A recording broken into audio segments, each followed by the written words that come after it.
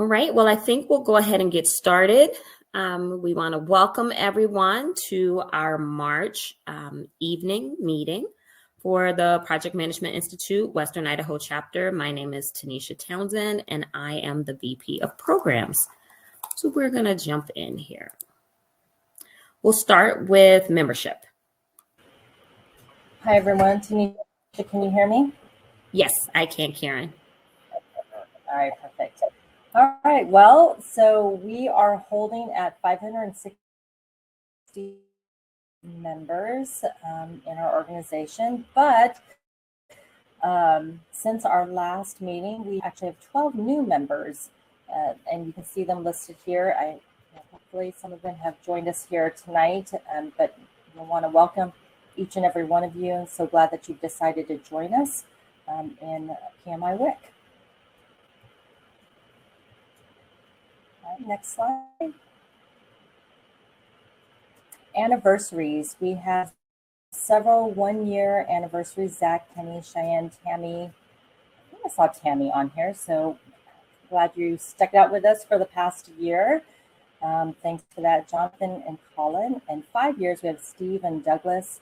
10 years, Janet, and we have one 15-year anniversary with David Lindsay. So thank you all for again, sticking with us and being part of our chapter. Really appreciate that. New certs. I didn't put numbers on here. I should do that next time. But this was kind of interesting, this AHMC, and now that acronym has escaped me. I think it's Agile Hybrid Micro-Credential. So that's a new one. So Charlene, if you're here, congratulations on achieving that. I thought that was really interesting. CAPM, Natasha, DASM, another one. So I think we had one of these a couple of months ago, but Jonathan has received his DASM credential. And then we have 6 new PMPs. Again, congratulations to all of you. I know it's a huge, huge achievement. A lot of work goes on to receive these certifications. So really congratulations to all of you.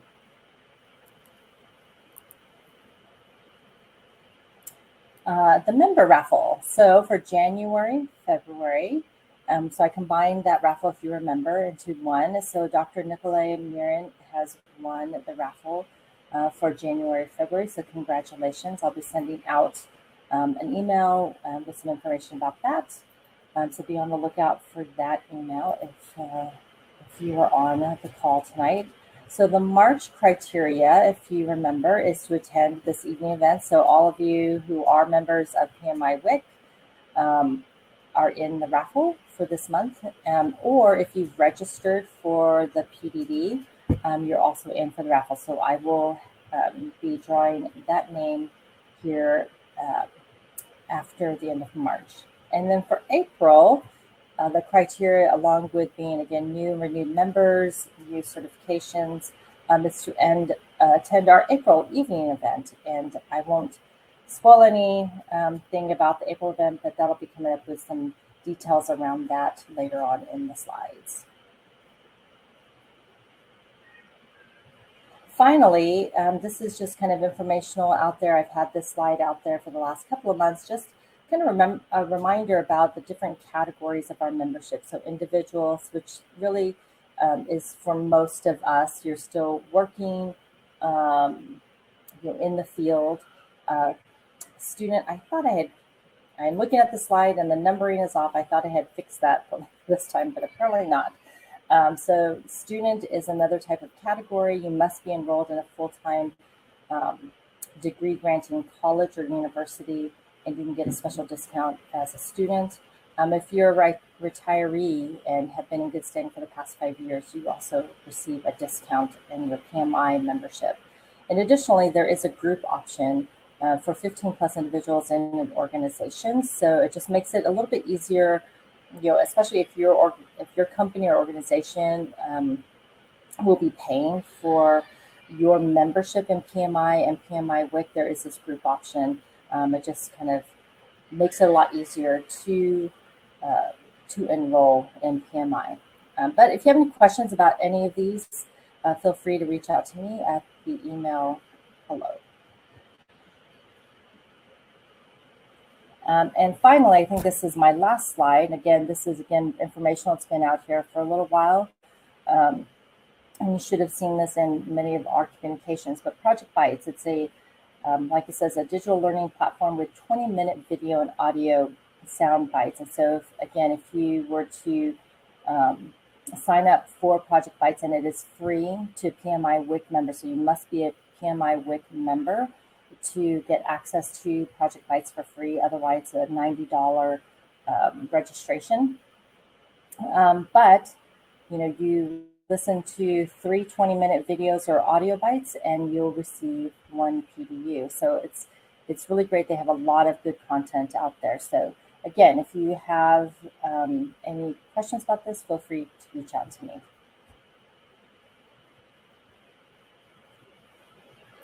Great. Thanks, Karen. Yep. All right. We will move on, and I think Janelle will talk us through the where we are in our election process. Yes. Uh-oh. Can you hear me? Yes, I can. Oh, okay. Thank you. Yes. We are in the middle of getting all of our board candidates ready to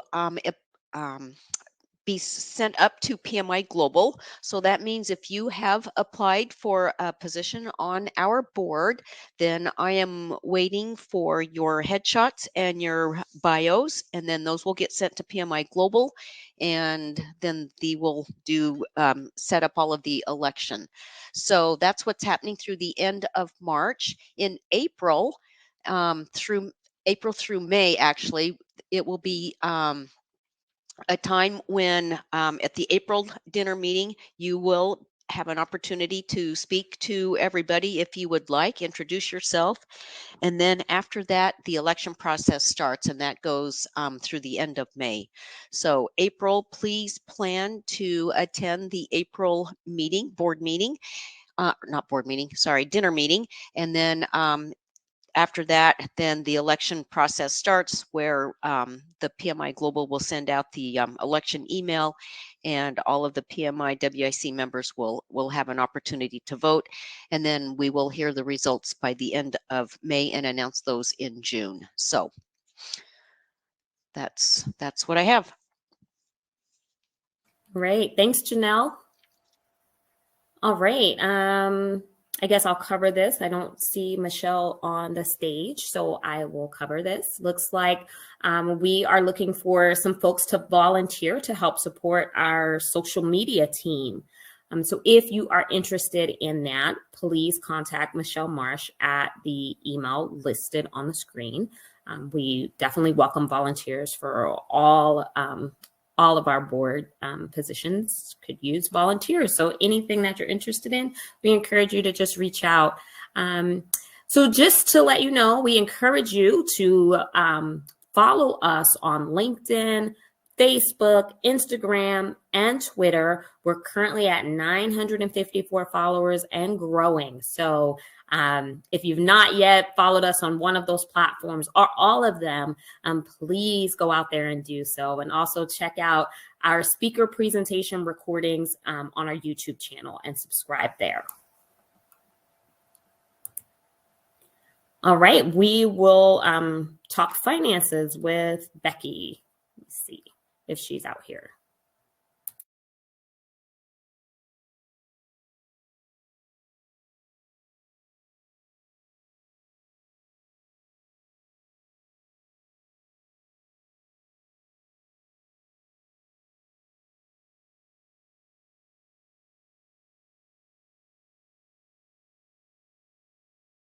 All right, it doesn't look like she's on, so I'll give you a brief overview.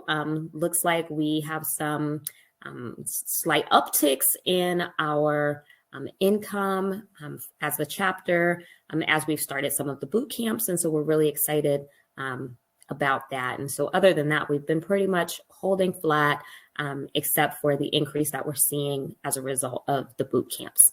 So stay tuned. More information to come on that as we kind of kick back into gear and prepare for more in-person events. I'm sure that we'll see some fluctuations here as we're moving forward. All right, we have some events coming up and we want you to be aware so that you can make plans to attend. So the first one is our April 13th Lunch and Learn. It is titled Crucial Conversations, presented by Michelle Cote from ML Cote LLC, Leadership and Team Coaching and Development. And remember that the Lunch and Learn does provide you with one free PDU, and you can go to our website to register for the Lunch and Learns. Our next evening event will be a networking event, and it will actually be our first in-person event in like 2 years. So we're super excited about that. Woohoo! So we encourage you to make plans to join us for that in-person networking session.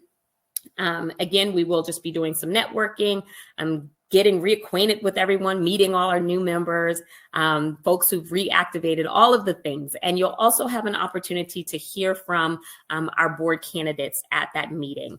So we will be at Legends Pub and Grill, 7609 West Overland Road, Boise. We'll have a room there. And so please make plans to attend. That registration will open soon, and go to our website to make sure that you register for that in-person networking event. Woohoo, we're so excited. The next thing is our volunteer opportunities. We're always busy in the community. We encourage you to join with us and volunteer at the Idaho Food Bank on May the 6th.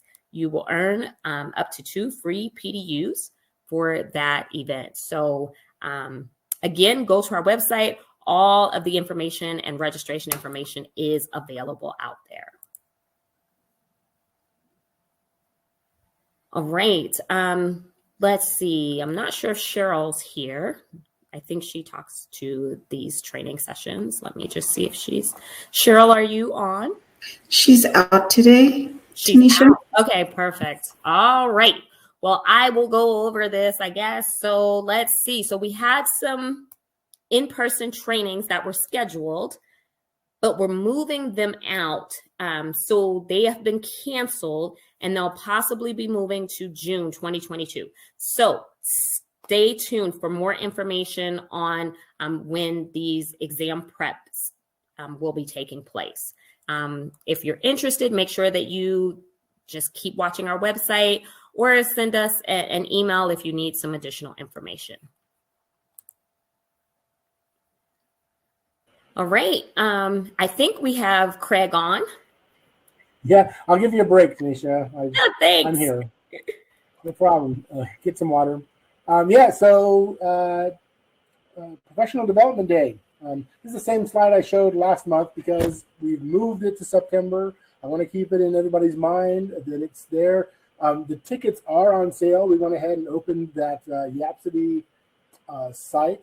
And we have, we're pushing 40 last I looked. So it wasn't a complete sellout the first day, but we have some time, but I would not put it off if you want to attend because there is limited seating this year, about 180.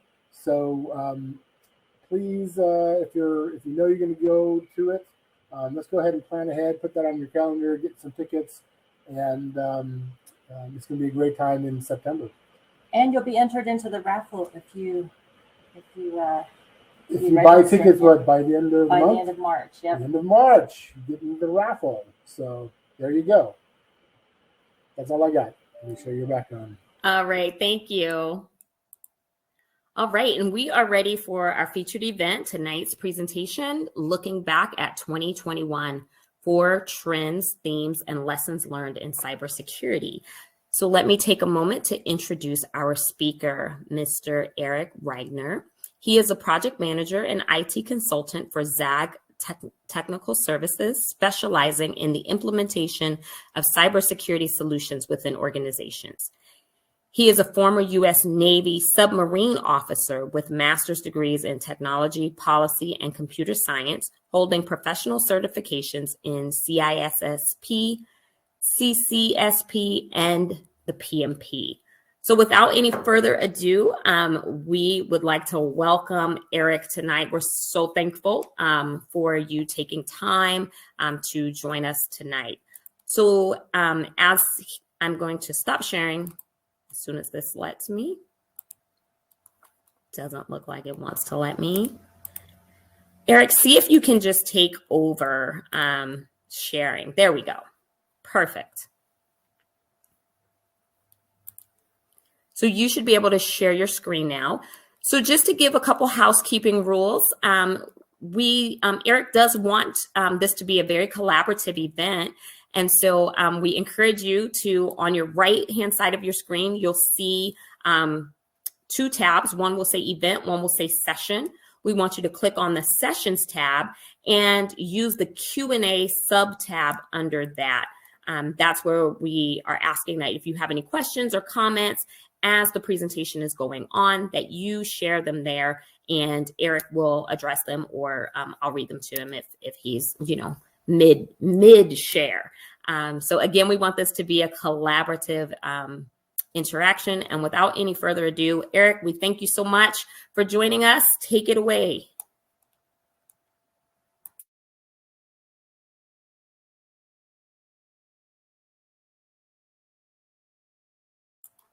I think he literally took it away. He took the screen away. Let's see. We have to wait for him to come back.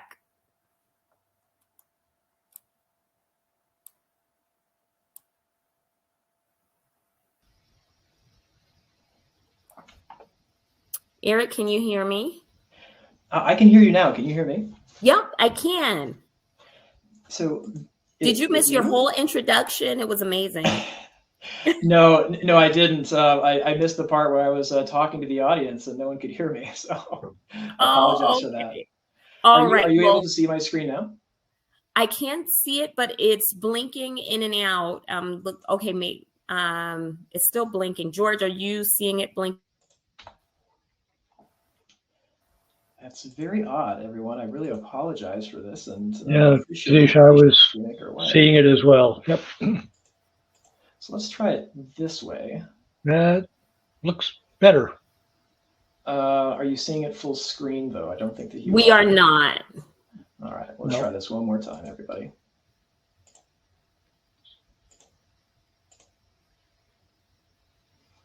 All right, that looks a little bit better, doesn't it? There we go. It's perfect. Okay.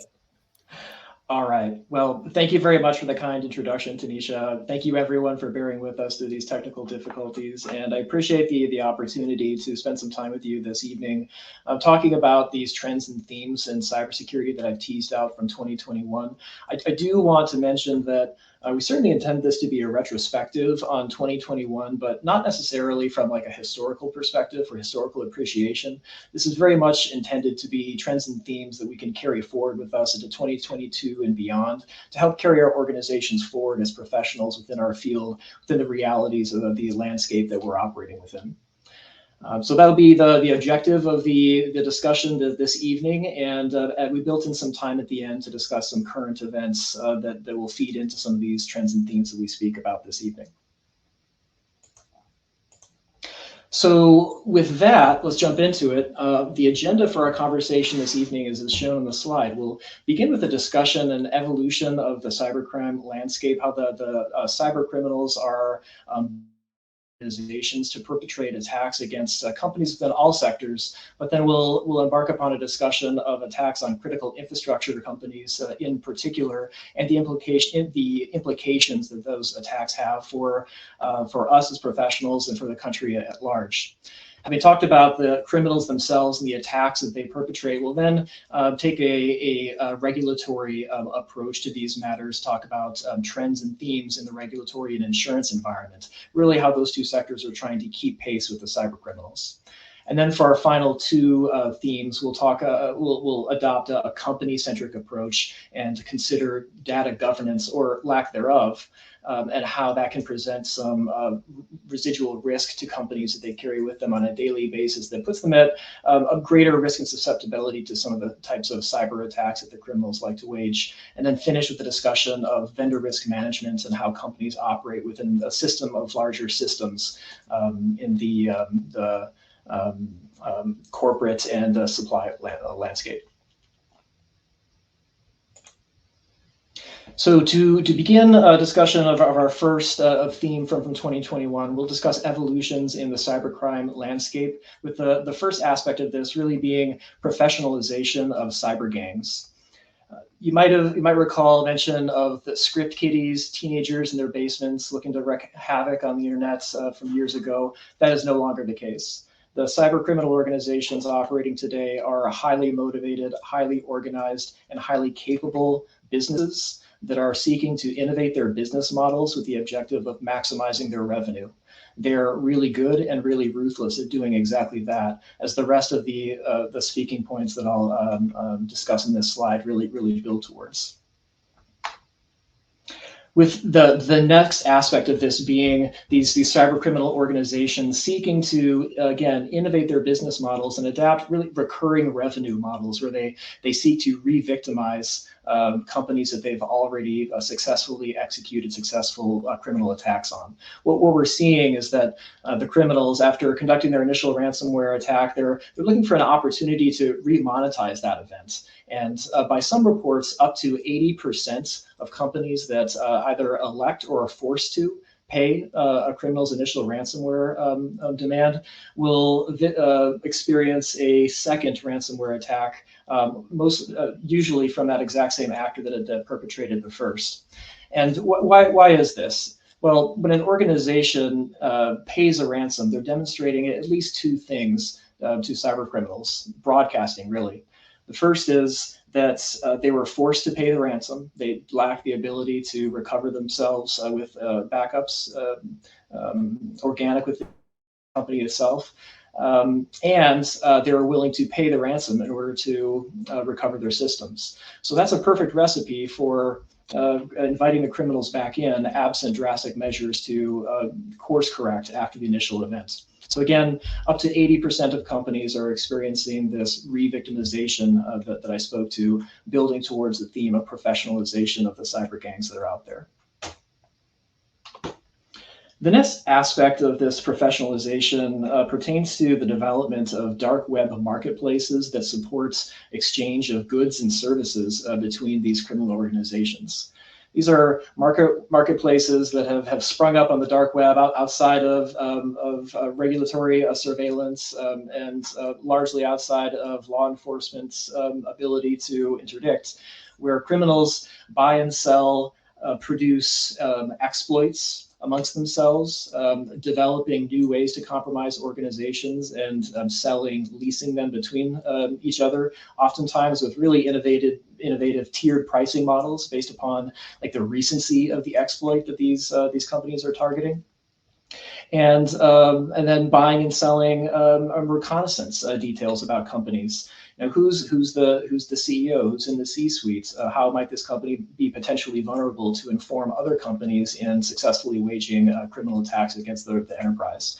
So these dark web marketplaces are turning out to be really wellsprings of innovation within the cyber criminal landscape that pose a lot of concern in that they enable the sector as a whole to get better and more capable, which obviously has adverse implications for the rest of us on the other side of the conflict trying to defend our organizations on a day-to-day basis.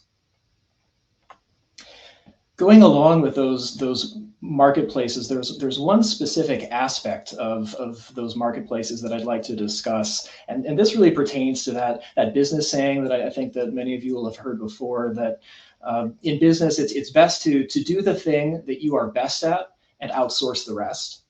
And we're seeing the cyber criminal organizations start to adopt this guidance as they work to, again, maximize their revenue, innovate their business models. And this is manifesting in one form through access as a service, where there are criminals out there that are specializing in the capability of compromising business networks, finding a way in, getting credentials to let criminals through the front door, and then selling those credentials to other criminal organizations that will then follow up with that access to the environment and perpetrate the ransomware attacks that we're all so familiar with. It's a pretty pernicious evolution in the overall capabilities of criminals within the space. And what's potentially even more disturbing than everything that I've said to date is that this access comes pretty cheap. The average cost of per access for this access as a service, as I've described, is about $10,000 per access. That's really not a lot, in the grand scheme of things when these cyber criminal organizations are demanding millions. So if you think criminal organizations that successfully execute a ransomware attack and extort millions out of organizations to do it, just how many of these access as a service compromises are taking place in order to feed that ecosystem? Really just speaking to the theme that many companies within all sectors have vulnerabilities out there that we really need to work together as professionals to address and harden to make it more difficult for the criminals to do what they do. And then finally, speaking towards this theme of professionalization of these cyber gangs, is we're seeing an increased prevalence in attacks on critical infrastructure and the Internet of Things devices that are out there. The critical infrastructure used to be, or it was thought to be, sort of a no-go area, given the consequences that they can have for nations and for governments. But in 2021, we saw an acceleration in the attacks on that sector, whether intentional or otherwise, as we'll speak to on the next slide. So when I think about the cyber criminal space, I like to think that opportunity breeds innovation and it attracts talent. And very unfortunately, the cyber criminal sector absolutely has opportunity in spades. And so while that's certainly depressing in many aspects, I think that as professionals, it's important that we have a realistic view of the adversary that we're up against. We go clear-eyed into this, knowing that we're up against very capable, very professionalized organizations that are seeking to ruthlessly do what they do in order to maximize their revenue. And that should really motivate us all to work within our organizations to adopt the cybersecurity practices that harden the perimeter of our organizations, make them more resilient, but most importantly, to develop the capabilities to recover organizations from a successful cyber intrusion. In today's environments, with the capability of the criminals that are out there, it's no longer a question of if they'll get into your networks, it's a matter of when and what you've done to prepare for that up front. We'll speak to some of those themes a little bit later in the conversation. So I'm hoping that I haven't motivated people to log off and do something more hopeful and cheerful with their afternoon. But in the event that I haven't succeeded in that, we'll give it a go with my next theme, which is going to be the attacks on critical infrastructure. Well, Eric, you do have a question out here. Yeah, thank you, Tanisha. I was just, yeah. So the question from Karen is, do these cyber criminals target a particular sized organization or company? And I love this question because I think that there is a perception out there that the criminals prefer to go after the big companies, for the big payoff, and that just couldn't be any farther from the truth. The criminals, they seek opportunity, they seek a vulnerable organization, and in fact, they can be just as happy, if not happier, with attacking small and medium-sized businesses. Doing so draws a lot less attention, and frankly, they can wage these attacks at scale and achieve the same revenue targets they might have with one big whale of a company, as we'll talk about in subsequent sections. So thank you very much for that, Karen. It's very important for us all to recognize that there is no obscurity in being a small organization. We are all vulnerable, and we all really need to take cybersecurity with a mindset that they're coming for you individually, because in fact they are. All right, so moving on to the next theme, which pertains to attacks on critical infrastructure, I thought it would be useful to first kind of level set with what critical infrastructure really is. It gets thrown around a lot, but I think important to go back to first principles, identify what we're really talking about with critical infrastructure to inform the subsequent conversation in this presentation and just within our professions at large. Critical infrastructure within the United States, at least, is defined by the U.S. Patriot Act back from 2001. It's defined to be systems that either physical or virtual that are so vital to the United States that destruction of those systems would have a debilitating impact on security, the economy, public health, or really any combination of those things. To get a sense of which sectors are currently defined as critical infrastructure within that broad definition, we look to the Presidential Policy Directive 21 from the year 2013, identifying the sectors listed on the slide as critical infrastructure. I think if you were to sit down and write out a list of sectors that you would expect to be categorized as critical infrastructure, you'd probably get most of these. But when you kind of zoom out and take a look at that list, it really touches an awful lot of things that we use on a daily basis. And so when we talk about critical infrastructure, we're not just talking about the electrical grid. We're not just talking about petroleum. We're talking about a whole lot of things we touch on our daily life with really broad implications for criminal activity within the sector, but also for regulatory activities that we're going to touch on in a couple slides. So I hope that was a useful level set with regards to what critical infrastructure is. And with that, we'll move on to a couple examples of attacks from 2021 on critical infrastructure. And I've chosen these specific examples to tease out broader themes resident from each of the individual attacks. And so I hope that that's useful to you all rather than just a rote listing of attacks from that year of 2021. So we'll start off with this first example that I have up there. Back in April of that year, there was a cyber attack on two main sewage treatment plants. I bring this up to address what we were talking about before with Karen's question, that these were cyber attacks on real regional producers within critical infrastructure, impacting regional customers and regional governments, but it was critical infrastructure nonetheless. And I put up the photo of Attorney General Garland on this slide, not necessarily so much in conjunction with the specific event, but to speak to the broader theme of increased prevalence of the Department of Justice, FBI, and various agencies really started to speak out more aggressively on cyber criminal activity in 2021 across all sectors, but specifically with regards to critical infrastructure. So again, it's not just the big companies that the criminals are going after. It is the small, and it is critical infrastructure. The next example, I think, will be more familiar to everyone on this call, and that's the Colonial pipeline hack from May of 2021.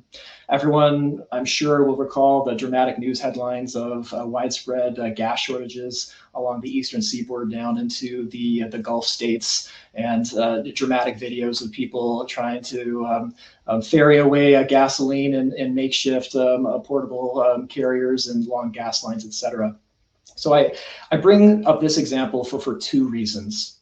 The first is to highlight how a cyber attack on just one company within critical infrastructure can have massive widespread effects within a region and the country as a whole.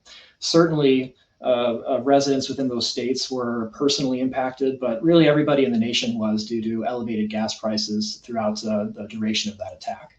So that's the first reason that I bring that one up.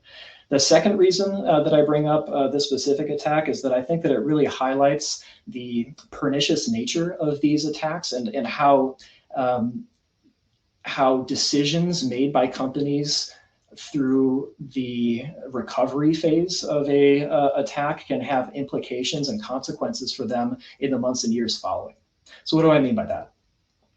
I think it's broad knowledge that Colonial, the cyber attack, closed down the pipeline, resulting in the gas shortages. But what you might not know is that the shutdown of that pipeline was actually a business decision that Colonial made. The cyber attack locked up their ERP and CRM systems such that Colonial was not able to bill their customers for a product delivered. So they could still operate the pipeline, they just couldn't charge their customers. And so As a result, they made the business decision, absent the ability to bill their customers, they would shut down the pipeline until they recovered that ability, leading to the gas shortages that we've discussed. I'm not going to talk about that business decision and its wisdom or otherwise, but instead I'll just mention that coming out of the hack, not only does Colonial have to deal with the consequences of the hack itself, but they're now subject to class action lawsuits with over 10,000 signatories from petroleum distributors all along the eastern seaboard down to the Gulf of Mexico that are suing the company due to the business decision that they made concurrent with their recovery. So this example speaks so powerfully, I think, to the importance of business continuity planning, incident response planning, disaster recovery planning, to think about some of these, how business processes can get bogged down in the course of a cyber attack. And it's best to think about these things long before the actual event happens to your company. All right, the second to last example of attack on critical infrastructure pertains to the JBS meat supplier hack, which halted operations of the world's #1 beef, #1 poultry, and #1 pork and #2 poultry producer in the world in May of 2022. The company was down for 2 days, affecting plants in the US, Canada, and Australia before the company was able to recover from their own backups. But even in that time, caused product prices to raise dramatically throughout the country and the rest of the world. And had the event gone on longer, would have definitely impacted supply, not just within the United States, but globally as well. Again, speaking to how a cyber attack on one company within critical infrastructure can have profound and widespread implications within the United States and the world. All right, and then our final example of cyber attack on critical infrastructure pertains to a cyber attack on a wind energy producer, Vestas Wind Energy, in November of 2021. This company operates 10,000 windmills in North America, and the cyber attack took their IT systems offline for a number of days before they were able to recover. So luckily, the United States has been without examples of widespread attacks on our major utilities, the PG&Es of the world, these kinds of things. But that is not to say that our electrical producers are not in the crosshairs. They absolutely are. So to summarize, 2021 saw an increased prevalence in attacks on critical infrastructure with widespread implications. Whether the criminals intended those widespread implications or not, whether they were accidental, it's really immaterial to the extent of the damage that they caused. And it's a trend that we expect to continue going into 2022 and beyond as criminals become more emboldened for a number of factors that I think that we'll get into when discussing current events.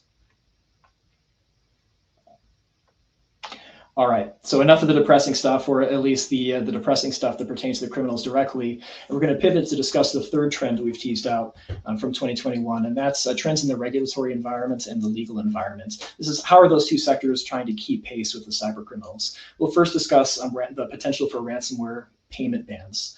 As governments around the world really struggle with what to do about this threat and come to terms with it in a modern sense, there are a number of different initiatives, not just in the States, but internationally, to ban the payment of ransoms. The thought here is if you can dry up the source of the criminals' revenue, then they'll stop attacking, and or at least that's so the thought goes.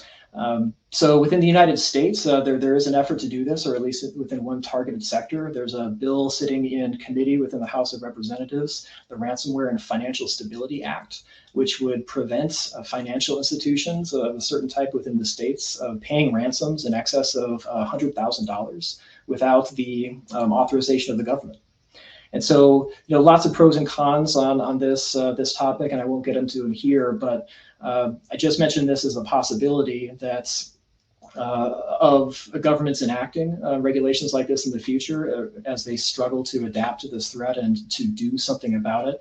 And as reprehensible as an outcome as it is to have to pay the criminals, what could be potentially worse is needing to pay the criminals to restore your operations, get your business back up and running, but not having the legal ability to do so.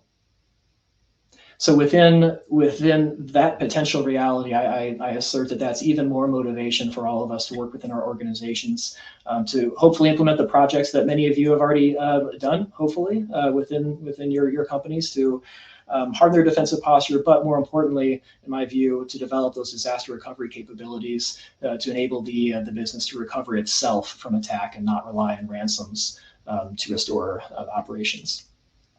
So going along with this theme of ransomware payment bans, there's another aspect to talk about here, which is the insurance side of it. We're finding that insurance providers are making it more difficult to actually get these cyber insurance policies to begin with. If they're offering them at all, they're raising the barriers to getting them, requiring that organizations put more controls in place within their organization, supply more proof. And then if you can get them at all, the costs of maintaining the policies are rapidly becoming cost prohibitive. So trend within 2021 that we absolutely expect to continue moving on to the future, and again, speaking to the need to have robust disaster recovery capabilities. The next trend in the regulatory and legal environments pertains to culpability for cyber attack visiting the C-suite, really for the first time. So this graphic that I have on the slide here, this is the SolarWinds corporate logo, and hopefully everyone remember the SolarWinds attack from last year. It impacted thousands of companies around the globe, U.S. government included. And what's important to tease out from that event, at least for the discussion on this slide, is that the CEO and the computer information security officer are being sued personally for civil liability in the attack, and that's really a course change from what we've seen in the past. So, in similar to how executives have to think about what they do and what they do not do with regards to corporate governance, C-suites are having to grapple with the implications and the consequences of what they choose to do, but also what they choose not to do now as it pertains to cybersecurity. And many drawbacks to the environment that we're in now, but what we're seeing is that this increased culpability is actually providing increased motivation for boards to execute the due diligence that's being demanded of their stakeholders and society at large. All right, and then moving on to the third of four aspects within this larger trend that I'll speak on this slide, and that's impending legislation for cybersecurity standards. Do you please recall that we talked about the Colonial pipeline events and the consequences that had for that particular company, but it's important to recognize that these large-scale events, they have implications for more than just the individual company. They have implications for the sector at large. So what do I mean by that? Coming out of the Colonial event, the Department of Homeland Security issued a security directive to place additional controls within the United States pipeline industry, specifically those certified by TSA, to mandate that those companies institute a 24/7 cybersecurity coordinator, conduct a comprehensive vulnerability analysis, and then submits to a DHS for analysis a remediation plan to close those gaps, along with mandatory reporting requirements for any successful attack on their companies. So maybe not the most aggressive of regulations, but it does speak to government's increased willingness to regulate in the space and try to implement controls on industry to harden critical infrastructure against the kind of attacks that we're seeing. So I'm gonna pause briefly. I see we have a question. Colleen says this feels like we are punishing the victim, and I'm inferring that that's pertaining to the discussion on the ransomware payment bans. And Colleen, I mentioned there's an awful lot to this conversation, lots of pros, lots of cons, and I think that your comments absolutely falls into that, and it would be a fascinating discussion to delve into that deeper, for sure. Okay, and then the final theme that I'd like to, or the final aspect that I'd like to talk about with this theme is the conclusion of the Solarium Commission. The Solarium Commission, it was a congressional commission chaired by Senator Angus King of Maine, a Democrat, and Congressman Jeff Gallagher of Wisconsin, a Republican. I say that not to be partisan in any way, but to demonstrate that this is one of the true bipartisan success stories from recent years within Congress, where a blue ribbon benchmark major congressional report really for the first time grappled with cybersecurity themes within the federal government and for the company at large, putting some big brain power and effort towards thinking about what needs to be done within the country as a whole to move us forward as a country and as industry within the global community. So I mentioned this not within the context of any regulation that came out of this. It was just a study, but I do believe that this sets a solid foundation for continued efforts of regulation that we'd expect to move forward in coming years. So this concludes the discussion of our third theme, trends in the regulatory and legal environment. And with that, we'll move on to the next theme, which pertains to corporate data governance and the risks that data within the network poses to organizations. And before there's one question in here I want to address. So Karen, this is Craig. Since this activity is called out in the Patriot Act, are these bad players considered terrorists? If so, can the U.S. government take physical military actions against them? I would have to leave categorization of cyber criminals as terrorists to the Department of Justice, FBI. That would certainly be a decision that's made at their level. But getting to the second aspect of your question on a potential military physical action as a result of cyber intrusions, listening to some of the press conferences from the Defense Department, the White House, the Cybersecurity Infrastructure Security Agency, all the different agencies, they're very careful on this point. They are always in a position to say that the cyber attacks will be met in kind, and they reserve the right to describe exactly what those means.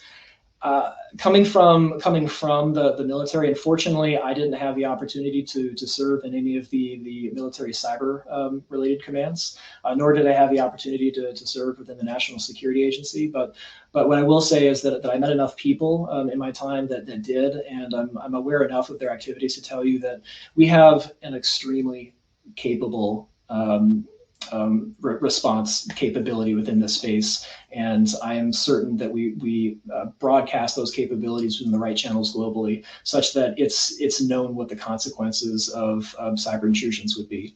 So, you think about the type of a cyber attack that could trigger a national response.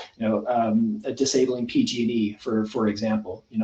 I think that one of the reasons that we haven't seen that is that the type of actors that are aware of that would be capable of perpetrating such an attack know very well what would await them were they to do such a thing. So I think that there's an element of cyber deterrence at that level, but unfortunately, what that doesn't cover is a lot of the low-level cyber activity. And when I say low, I don't mean inconsequential. I just mean not at a nationally impacting scale on months-long electrical blackouts. But small medium business ransomware attacks, even large business ransomware attacks, they're not going to trigger a national response like that. So thank you very much for the question and allowing me to opine on that for a bit. And we'll jump back into the fourth theme that I've teased out here.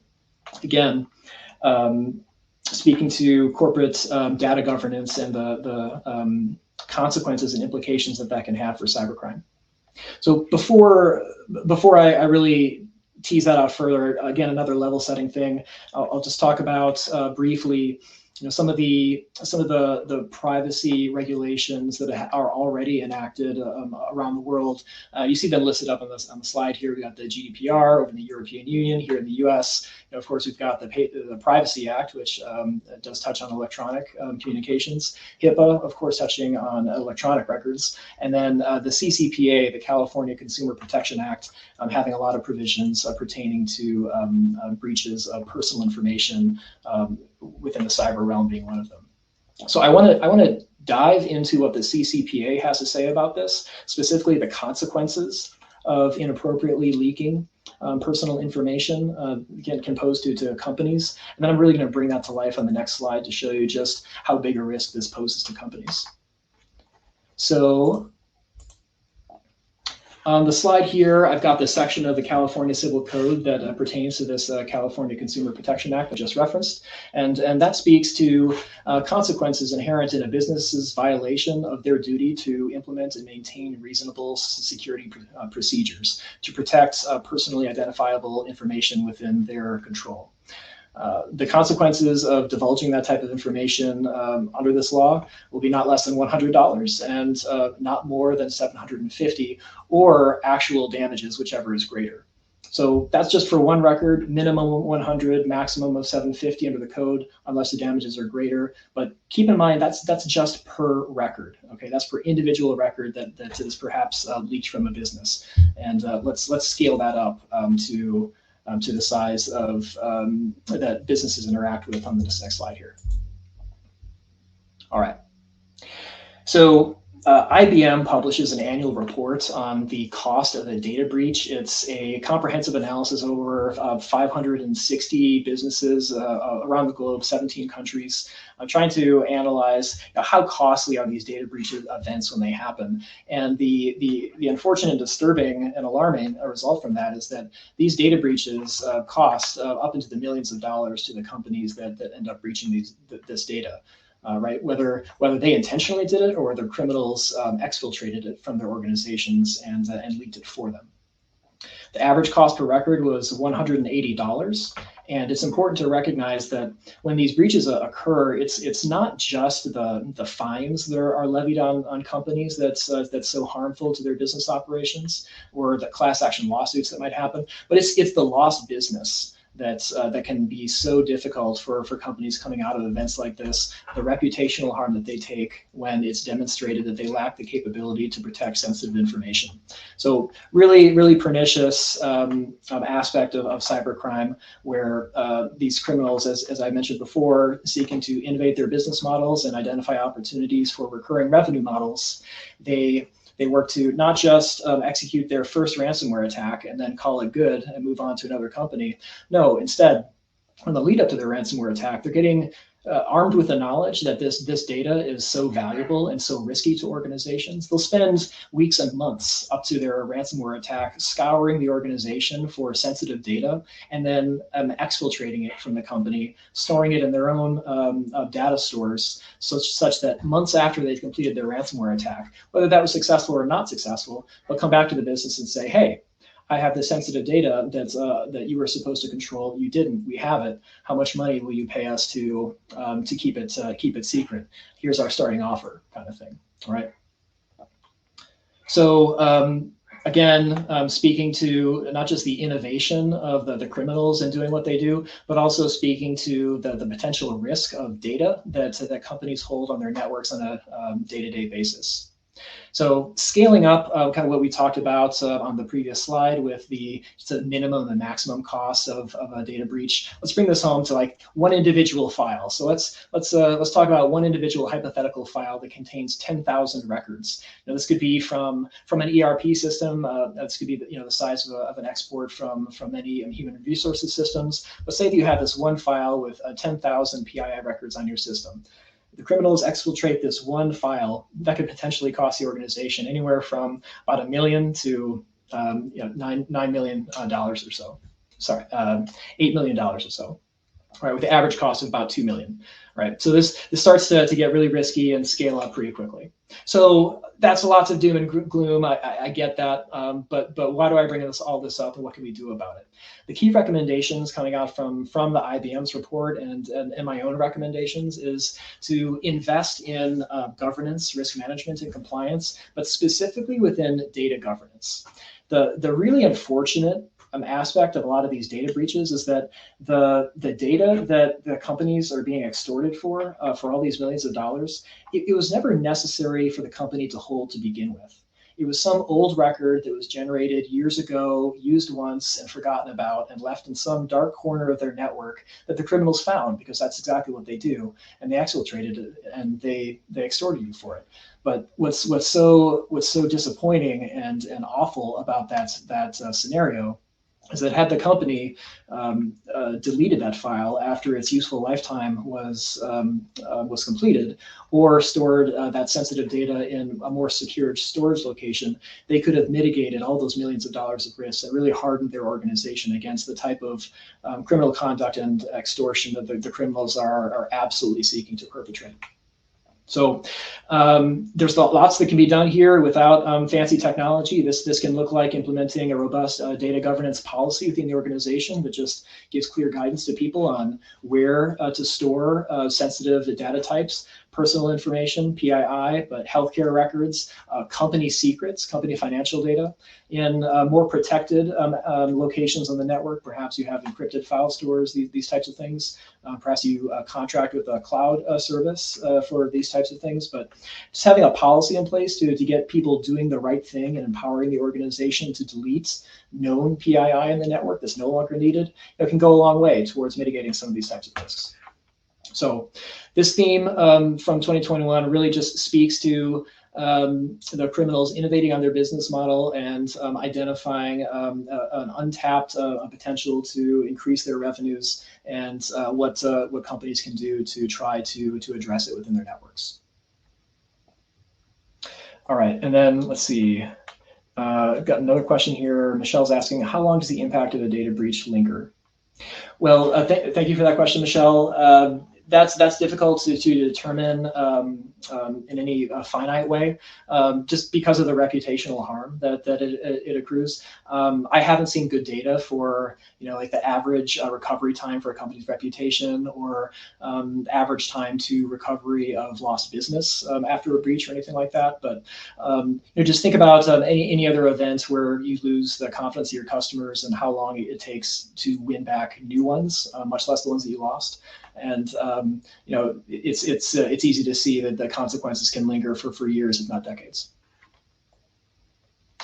All right, and then finishing up with a final theme. I know that we're running just a little bit short on time, but this one will go pretty quick, and then we'll move it into Q&A. This final theme pertains to vendor risk management. I think in 2020, but also in 2021, I think we all really started to appreciate the fragilities of our global supply chain with the pandemic, and all of the shortages of not just the toilet paper, but all of the products and services that we use within our profession, within project management, to complete our work. It was really bottlenecked, and we were widely impacted across all sectors. So we really had this realization of how fragile the overall supply chain is, and that should put in stark contrast how vulnerable we are to disruptions in that supply chain from cyber attack, not just pandemics, not just from excessive supply and demand. And the implication there is that organizations' vulnerability to cyber attack extends well beyond the boundaries of their own business. It extends to their customers, it extends to their suppliers, to their vendors, and we are not, no one's on an island. We're systems of systems, and you have to start to think about not just your own cybersecurity posture, how good you are keeping the criminals out, and how good your plans are to recover, but it's incumbent upon companies to start having those same conversations with their critical suppliers. Those same conversations with their customers, to understand how disruptions in upstream and downstream can affect your own business, and to start planning towards that. So this is something that we experience, and we all experience in 2021 in one way or another. And this is really a Nessian focus era for cybersecurity. We're working to develop some tools that can give us some better insight into this for individual companies to assess the cybersecurity posture of other organizations, executing external vulnerability scans, delivering reports to them that help their vendors improve their posture, pointing out a prioritized listing of, hey, you have these things that could be really risky to you. You should go after them. Just helping everyone get better together, but to protect the core business. Towards that end, the National Institute of Science and Technology, it's a national consortium of big brain thinkers, scientists, engineers that develop standards across many industries. But in this case, they develop a cybersecurity framework that's It's an established standard within the cybersecurity community and provides really comprehensive, holistic guidance for the implementation of cybersecurity within organizations. So they're going through a update right now, the second update in the framework's history, to specifically address the supply chain risk management. And so I anticipate that this will be a focus area that we will all come to appreciate much more in the coming years than we have in the past. So with that, I appreciate everyone's time. I hope that this was insightful to everyone in some regard, and that, again, these trends and themes that we've discussed from 2021 help equip us to understand how we can carry our organizations forward to prepare in 2022 and beyond. With that, I'll turn it over to any questions from the group.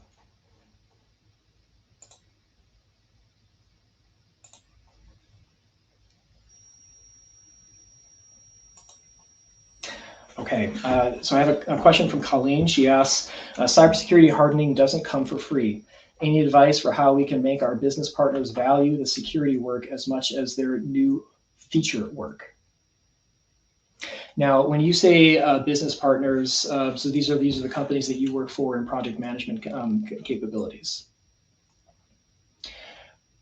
I think that security comes from awareness. When people within organizations understand the extent and the potential impact of a cyber event, it becomes more relatable. It's not an abstract thing that's just kind of out there, and that happens to other businesses and not ours. Tearing down that misconception, I think, goes a long way towards getting people to be open to the conversation about cybersecurity practices and investments in cybersecurity. There's certainly products, that you can implement, and that we have all implemented to some extent within our companies to deliver services and applications and products that deliver cybersecurity. But there's any number of things that companies can do that are frankly free to harden cybersecurity. And I'll talk about one that I'm most passionate about here briefly, and that's addressing the human element. Humans can be the weakest link, or they can be the first line of defense for an organization as it pertains to cybersecurity.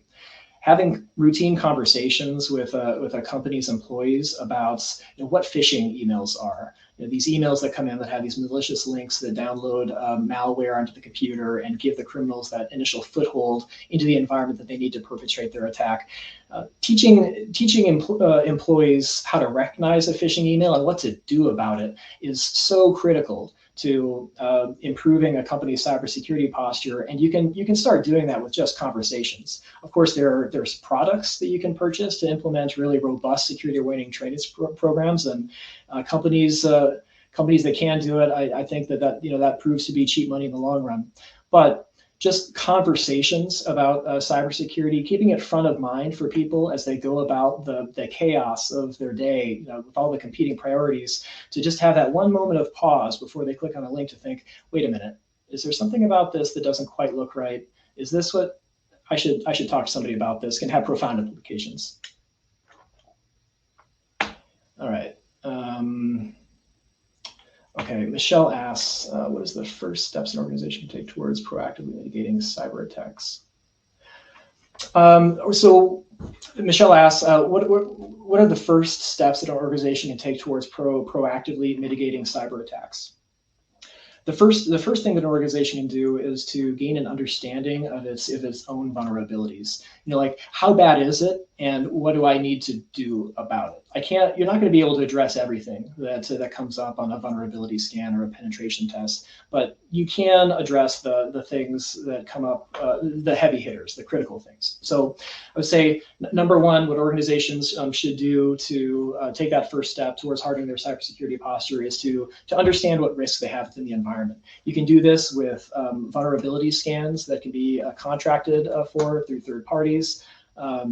You can have external vulnerability scans that can be done with third-party services relatively cheaply, examining the organization's exterior surface as the attacker sees it from the internet.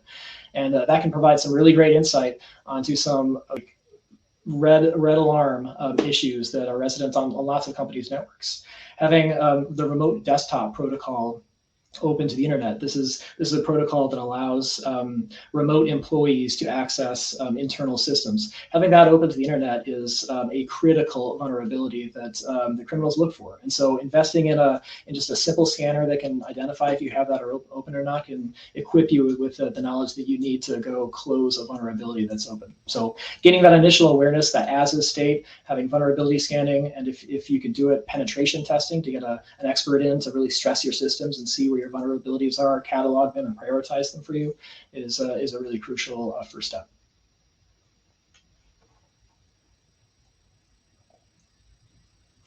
Okay, Brett has a question. How does an organization balance a strong cybersecurity footing while retaining the ability to innovate?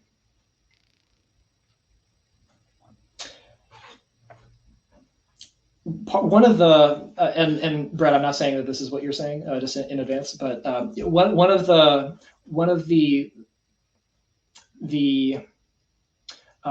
preconceptions that cybersecurity practitioners are working against in the current environment pertains to like the obstructionist policies that security has presented in the past for organizations. So, it's too often in the past, it's been about, what you can't do as it pertains to security rather than what you can do in the right way. So again, oftentimes it was like putting barriers up. It was changing processes that made it more difficult and inconvenient to do the business of the company rather than facilitating that business in a secure way. So practical steps for implementing security solutions that don't impede business processes is to really understand use cases within your environment before you implement a solution. So as project managers here, one of the things that we do before we implement a project is to understand who the stakeholders are and what the impacts will be, right? And so with regards to security solutions, something that I would absolutely advocate for all of us as we're implementing solutions is to understand who these solutions are going to impact before the project or the application is implemented within the environment, and then have discussions with those end users about, this is what we're going to do, this is what we anticipate that the impact is going to be. How's that going to interact with your processes? What changes do you think will create for you, and what mitigators can we put in place to help facilitate your business process while also achieving the objective of security that keeps the organization moving forward and everybody with a job. And Tanisha, so I know that we've reached the end of our scheduled time. We're at 6:10. Would you like to keep going, or do you have any wrap-up comments you'd like to make? No, I don't have any wrap-up comments, but I think the conversation is so engaging. I don't know if anyone else has any questions, or Eric, if you want to leave us with any final thoughts. This has been a great presentation. Well, I'll give it a brief pause here to see if there are any other questions that come in that we can address before I work to wrap up.